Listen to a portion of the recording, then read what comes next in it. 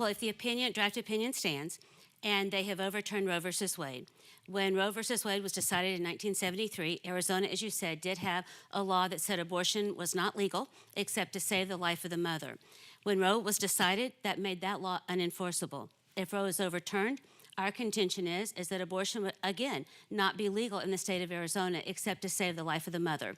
But what policies are put forth to help these children and families when they are actually here? None.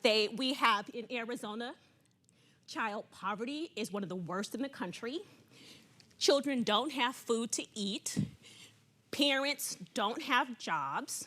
Like Arizona is like the lowest in the totem pole on all of these indices to help families survive and thrive. But yet we're going to force people to carry pregnancies and expand families in this state when we're not going to take care of.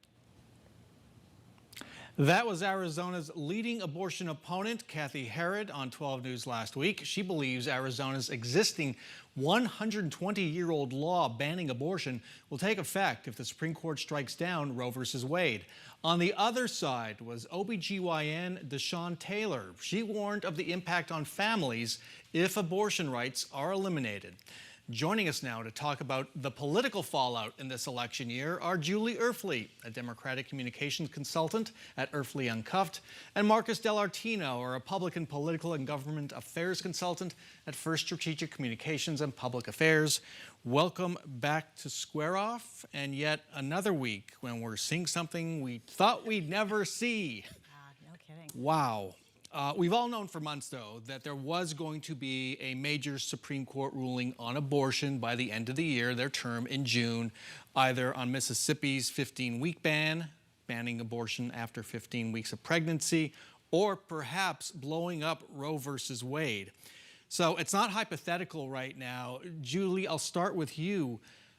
How does this change, big picture, the midterm elections here in Arizona?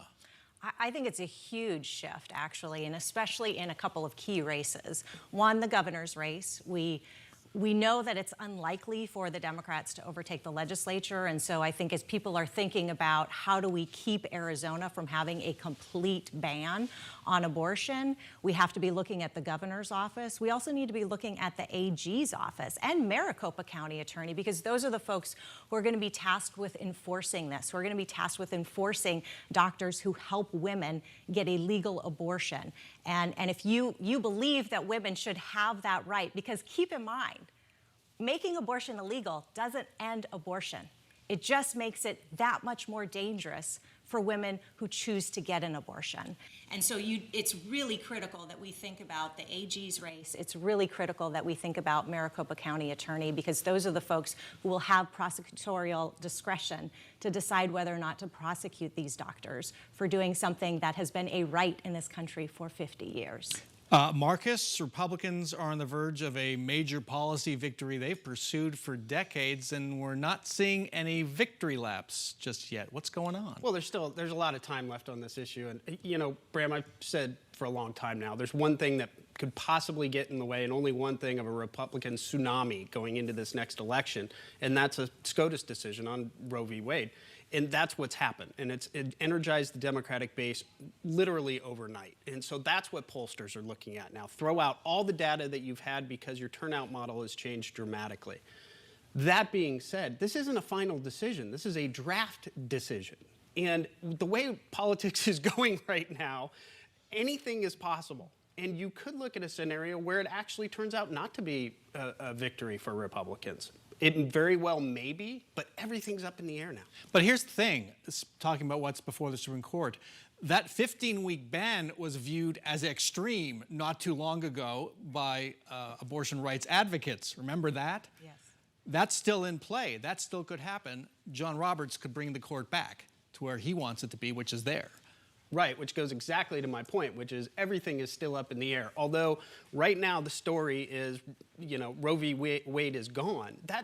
That's only a draft opinion, and it very well may change. And how does that then change the turnout model going into the election?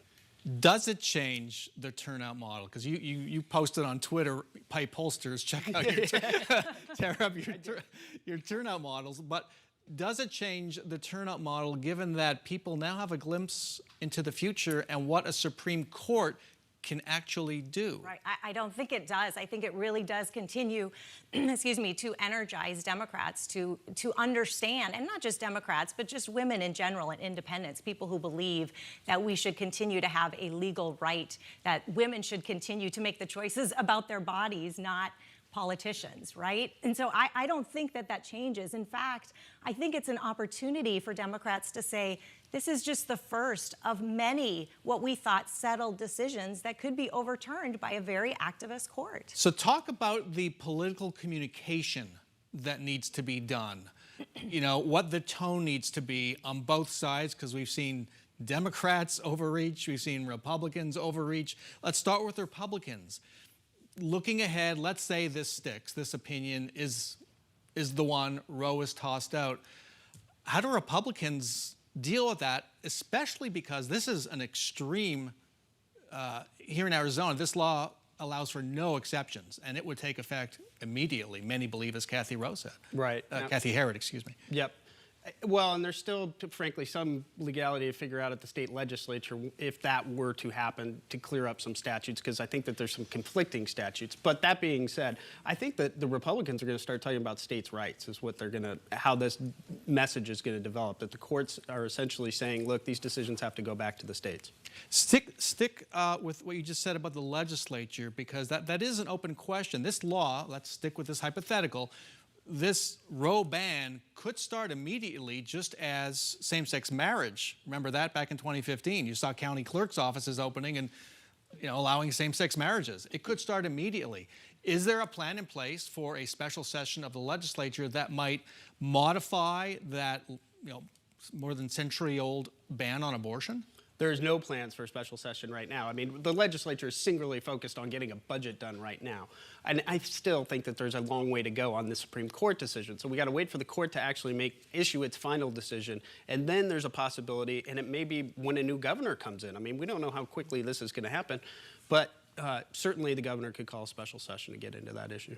And I want to go to just what voters care about. Many voters aren't paying attention to this. This is the way voters are. Not blaming them for this. Has abortion ever cracked the top 4 or 5 on issues for Arizona voters? I mean, let me list them for you. Right now, they're inflation/economy, immigration, education, healthcare, maybe the war in Ukraine. Would you see abortion cracking that top 5? I think it definitely could if this stands 100%. Even if it doesn't stand, actually, I think you could, because even though folks have been talking about it on the left for a long time, that this is a real possibility, and they've really tried to, bring this to light among voters, especially during Supreme Court nominee, confirmation hearings. I don't think anybody really believed that it would go this far, that you could have a 50-year-old right taken away just like that. And if you have that taken away, that really does say a lot about what else could happen. Could we then also be talking about overturning gay marriage? What is the next line of attack on the right? Likely morning after, contraception. It's going to energize the voters. Is that Republicans' fear? That the Democratic base That gets energized? Yes. Yeah, certainly, absolutely. I mean, every model that you looked at, Republicans were wiping the floor with Democrats, nationally and from a state basis. And frankly, if I were the Democrats, I'd be upset I didn't field more candidates going into this cycle, which you and I talked about a couple weeks More ago. legislative candidates. It's going to energize that base, and I think that the turnout going into the general election will be stronger than it was 3 weeks ago. Well, we're in for a very interesting next 8 weeks till the end of June and the Supreme Court term. Julie Erfle and Marcus Dell'Artino, thank you so much for joining us.